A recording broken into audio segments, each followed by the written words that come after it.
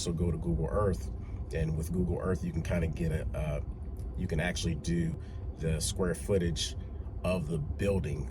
It's not going to be exact, but it kind of gives you an idea, in case you can't find the square footage online, of how big the facility is. So it can help you kind of already formulate what it's going to cost, or how long it's going to take to clean, and in turn figure out how much it's going to cost for you to clean it. So when you go into the walkthrough, you already have a number in mind as to what it's going to cost to clean the facility.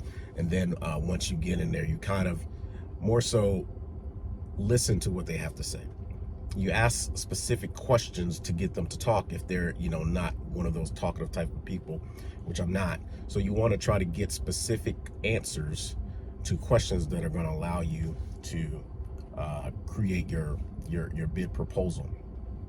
So the main thing about doing walkthroughs is to not be the person that does the most talking. You want them to feel comfortable. You want them to share all the information, and in turn, you can start probing and prodding and trying to get, a budget, how much they pay their current cleaners. If you can't get what they're paying their current cleaners, find out how many cleaners they have coming in. Find out how long does it take them to clean, because a lot of that stuff can help you in deciding or determining what your final price is going to be.